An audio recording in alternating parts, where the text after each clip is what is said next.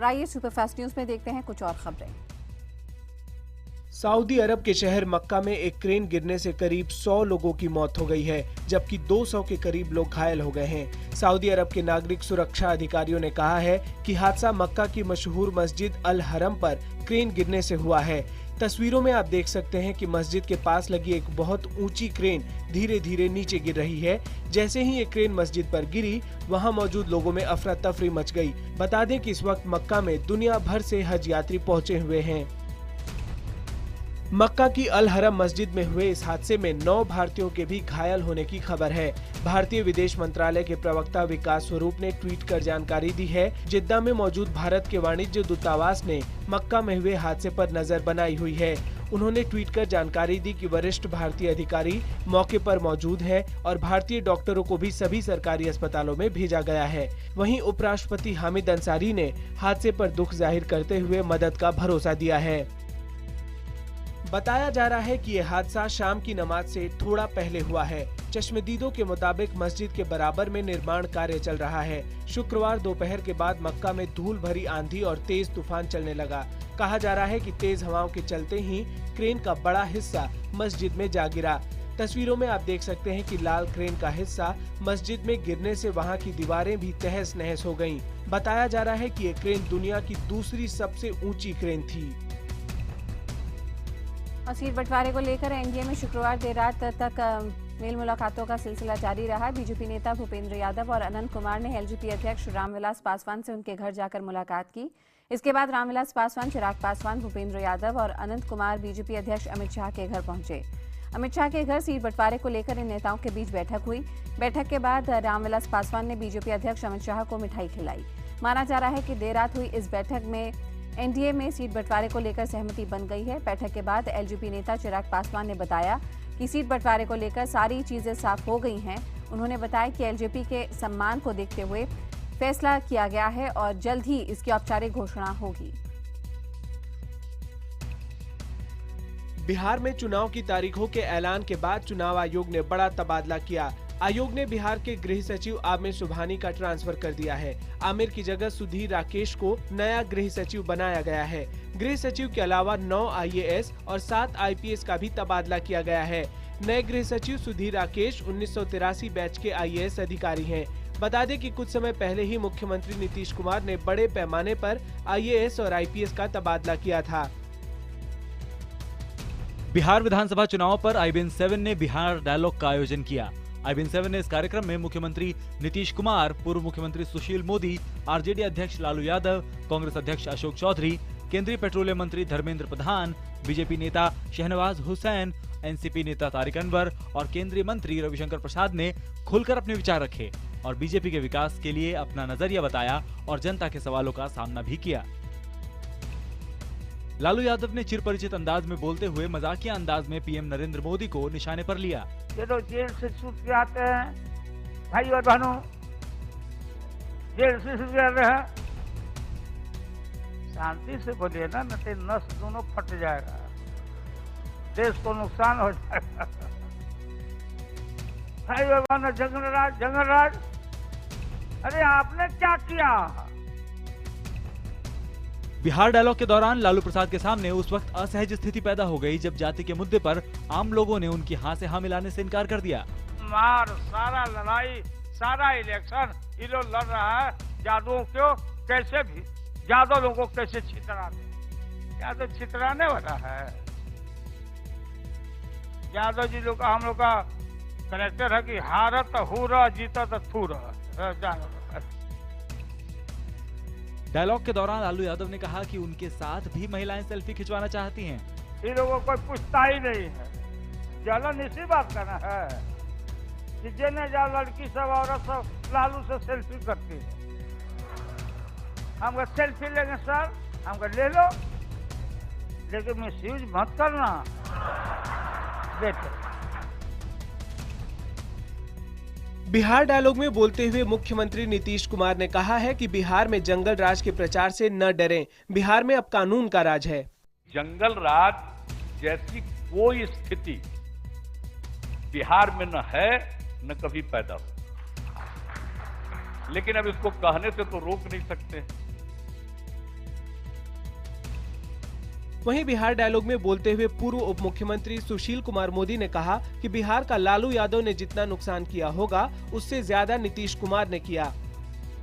लालू जी ने तो एक रुकी हुई गाड़ी को डिरेल किया, जो ठहरी हुई गाड़ी थी उसको डिरेल किया उन्होंने, लेकिन नीतीश कुमार ने एक तेज गति से चलने वाली गाड़ी को अचानक डिरेल कर दिया। और जब चलती हुई गाड़ी का डिरेलमेंट होता तो ज्यादा खतरनाक होता है, बजाय ठहरी हुई गाड़ी को आगे पीछे करने में अगर डिरेल्ड हो। केंद्रीय मंत्री रविशंकर प्रसाद से जब पूछा गया कि लालू जी ने कहा है कि ये सरकार तो आरएसएस चला रही है, इस पर रविशंकर प्रसाद ने कहा कि लालू ये बातें अटल जी के समय में भी बोलते थे। लोकसभा के चुनाव में भी लालू जी ने यही बात कही और लालू जी यह भाषा आज से नहीं बोल रहे हैं, अटल बिहारी वाजपेयी के चुनाव के समय भी वो यही भाषा बोलते थे। तो मुझे लगा कि 20 साल में खाली कुछ नए शब्दावली आएगी, तो वो नहीं आया। लोगों ने बार बार नकारा है, बिल्कुल बेबुनियाद है। हाँ, सांस्कृतिक स्तर पर अपने संबंधों की बात को हम स्वीकारते हैं। मैं भी एक स्वयंसेवक हूँ, बाल स्वयंसेवक हूँ। केंद्रीय पेट्रोलियम मंत्री और बिहार के पूर्व प्रभारी धर्मेंद्र प्रधान ने मुख्यमंत्री नीतीश कुमार को अवसरवादी नेता बताया। राजनीति में पैंतराबाजी, राजनीति में यू टर्न और अपने बातों को महीन शब्द में समझाने का कोई मैं दृष्टता थोड़ा कर सकता हूं। राजनीतिक अवसरवादिता का कोई नया डिक्शनरी कोई लिखे तो माननीय नीतीश कुमार जी से ही लिखना ही चाहिए। बीजेपी नेता शहनवाज हुसैन ने नीतीश कुमार पर हमला बोलते हुए कहा कि जब बीजेपी जेडीयू के साथ थी तब बिहार का नाम हो रहा था, अब बिहार का ग्रोथ रेट घट गया है और कानून व्यवस्था की स्थिति बिगड़ी हुई है। क्या कारण है कि आज बिहार में फिर से अपराध है? मुख्यमंत्री जी कह रहे हैं शाम में पटना में घूमने में दिक्कत नहीं, आप सिक्योरिटी में रहते हैं, आपको कोई दिक्कत नहीं। जाइए, जाकर देखिए भागलपुर के अंदर, नौगछिया के अंदर, जाइए कटिहार और पूर्णिया के अंदर, आज भी शाम में लोगों का निकलना मुश्किल है। सिर्फ पटना का गांधी मैदान बिहार का पैमाना नहीं हो सकता। प्रधानमंत्री नरेंद्र मोदी ने शुक्रवार को चंडीगढ़ हवाई अड्डे की नई नागरिक टर्मिनल इमारत राष्ट्र को समर्पित की। हालांकि बाद में उन्होंने अपने आगमन से चंडीगढ़ शहर को हुई असुविधा के लिए खेद जताया है। पीएम ने ट्विटर पर लिखा कि उन्हें अफसोस है कि उनके दौरे की वजह से स्कूलों को बंद करना पड़ा, जो जरूरी नहीं था। इसके अलावा पीएम ने यह भी लिखा कि उन अधिकारियों के खिलाफ कार्रवाई की जाएगी जिन्होंने ऐसे इंतजाम किए हैं जिसने आम जनता के रोजमर्रा की जिंदगी को उलट-पुलट करके रख दिया। चंडीगढ़ के बाद यूपी के सहारनपुर में पीएम मोदी ने जहां कांग्रेस पर जमकर हमला बोला, वहीं उन्होंने मुलायम सिंह यादव की तारीफ की। पीएम ने कहा कि कांग्रेस जितना कीचड़ उछालेगी, कमल उतना ही खिलेगा।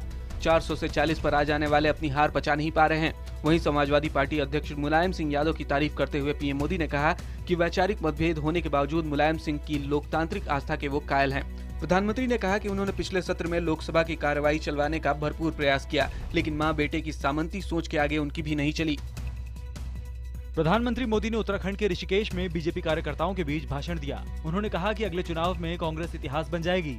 आज जनता का मन बदल चुका है। हमने बेटियों के लिए स्कूल में टॉयलेट का इंतजाम करवाया, गरीबों के लिए बैंक के दरवाजे खोले। साथ ही उन्होंने कहा कि मैं चैन से नहीं बैठूंगा। पीएम मोदी अपने गुरु स्वामी दयानंद गिरी की सेहत का हालचाल जानने के लिए ऋषिकेश आए थे। माता अमृतानंदमयी मठ ने प्रधानमंत्री की महत्वाकांक्षी परियोजना नमामि गंगे के लिए 100 करोड़ रुपए दान में दिए हैं। कोल्लम के अमृतापुर आश्रम में आयोजित एक कार्यक्रम में माता अमृतानंदमयी ने 100 करोड़ का ड्राफ्ट वित्त मंत्री अरुण जेटली को सौंपा।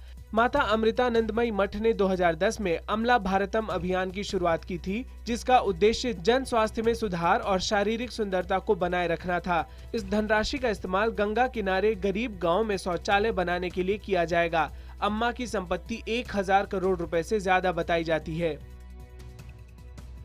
भोपाल में चल रहे 10वें विश्व हिंदी सम्मेलन का आज आखिरी दिन है। सम्मेलन के आखिरी दिन गृह मंत्री राजनाथ सिंह कार्यक्रम में शिरकत करेंगे। हालांकि मशहूर फिल्म अभिनेता अमिताभ बच्चन इस सम्मेलन में अब शामिल नहीं हो पाएंगे। बताया जा रहा है कि दांत की सर्जरी के चलते बिग बी को कार्यक्रम रद्द करना पड़ा। दिल्ली की दो बड़ी यूनिवर्सिटी दिल्ली यूनिवर्सिटी और जेएनयू में छात्र संघ चुनाव के नतीजे आज घोषित होंगे। जवाहरलाल नेहरू यूनिवर्सिटी में शुक्रवार को 22 उम्मीदवारों के लिए वोटिंग की गई। वहीं दिल्ली विश्वविद्यालय के छात्र संघ चुनाव में 35 उम्मीदवार मैदान में हैं। डीयू में इस बार आम आदमी पार्टी का छात्र संगठन CYSS भी मैदान में है। पिछले साल डीयू में ABVP का कब्जा था, जबकि जेएनयू में सभी 4 अहम पदों पर आयशा ने जीत दर्ज की थी। दिल्ली के पूर्व कानून मंत्री सोमनाथ भारती गायब हो गए हैं। दिल्ली पुलिस ने उन्हें शुक्रवार को उत्तरी द्वारका थाने में पेश होने का आदेश दिया था, लेकिन वो नहीं आए। बाद में पुलिस उन्हें लेने उनके घर और दफ्तर पहुंच गई, लेकिन भारती वहां भी नहीं मिले। पुलिस कमिश्नर बीएस बस्सी का कहना है कि सोमनाथ भारती पूछताछ के लिए नहीं आते हैं तो उन पर कानून के मुताबिक उचित कार्रवाई की जाएगी। भारती के खिलाफ उनकी पत्नी लिपिका मित्रा ने घरेलू हिंसा और हत्या की कोशिश का केस दर्ज कराया है। 100 करोड़ रुपए के सीएनजी फिटनेस घोटाले की जांच के लिए दिल्ली सरकार द्वारा गठित अग्रवाल आयोग ने एसीबी के संयुक्त आयुक्त मुकेश कुमार मीणा के खिलाफ गैर जमानती वारंट जारी किया है। मीणा को कई बार आयोग के समक्ष उपस्थित होने और संबंधित दस्तावेज मुहैया कराने के लिए समन किया गया था, लेकिन वे हाजिर नहीं हुए। आयोग ने सिविल लाइन थाने को गैर जमानती वारंट पर कार्रवाई करने के लिए नोटिस भेजा है। आयोग ने मीणा के 30% वेतन अटैच करने के भी निर्देश दिए हैं। भारत के लिएंडर पेस और स्विट्जरलैंड की मार्टिना हिंगिस की जोड़ी ने यूएस ओपन का मिक्स डबल फाइनल जीत लिया। पेस और हिंगिस ने अमेरिकन जोड़ी बेथनी माटेक और सैमी क्यूरी को हराया है। फाइनल में पेस हिंगिस की जोड़ी ने इस साल का ये तीसरा ग्रैंड स्लैम खिताब जीता। पेस के लिए ये 17वां ग्रैंड स्लैम खिताब है। यही नहीं, सबसे अधिक उम्र में पेस ने एक साल में 3 ग्रैंड स्लैम जीतने का भी रिकॉर्ड बना लिया है। भारत दौरे के लिए दक्षिण अफ्रीका ने टीम का ऐलान कर दिया है। टेस्ट टीम की कमान हाशिम अमला के हाथों में होगी, जबकि वनडे की कमान होगी डिविलियर्स और T20 की कमान फफ डुप्लेसी को सौंपी गई है। चोट के कारण टीम इंडिया से बाहर चल रहे मोहम्मद शमी को दक्षिण अफ्रीका के खिलाफ घरेलू सीरीज में वापसी की पूरी उम्मीद है। अपने घुटने की सर्जरी करवाने के बाद शमी 21 सितंबर से बेंगलुरु में लगने वाले कैंप में हिस्सा लेंगे। भारतीय क्रिकेट टीम के कप्तान विराट कोहली आईपीएल की एक टीम यूएई रॉयल्स के सह मालिक बन गए हैं। आईपीटीएल के दूसरे संस्करण में इस टीम के लिए रॉजर फेडरर का खेलना भी तय हो गया है, यानी विराट की टीम में फेडरर खेलेंगे। आईपीटीएल का आयोजन 2 से 20 दिसंबर तक होना है। जापान में आई बाढ़ की वजह से वहां भारी नुकसान हुआ है। हालांकि बाढ़ का पानी कम होने की वजह से लोग अब वापस घर लौटने लगे हैं। अधिकारी अभी भी नुकसान का आंकलन करने में जुटे हुए हैं। भारतीय मूल की अमेरिकी लेखिका झुम्पा लाहिरी को प्रेस्टिजियस नेशनल ह्यूमैनिटी मेडल से नवाजा गया है। अमेरिकी राष्ट्रपति बराक ओबामा ने उन्हें ये मेडल दिया। झुम्पा को ये अवार्ड भारतीय अमेरिकियों के अनुभव को बेहतरीन तरीके से अभिव्यक्त करने के लिए दिया गया। तुर्की ने इराक की सीमा से सटे अपने उत्तर कुर्दिश बॉर्डर को बंद कर दिया है, जिसकी वजह से हजारों शरणार्थी और ट्रक सीमा पर ही फंस गए हैं। शरणार्थी तुर्की के रास्ते ही यूरोप के लिए जाते हैं। चीन में एक सड़क दुर्घटना में 12 लोगों की मौत हो गई है, जबकि 19 लोग घायल हो गए हैं। सड़क पर राइस वाइन की बोतलें गिरने की वजह से सड़क फिसलन भरी हो गई थी, जिसकी वजह से ये हादसा हुआ।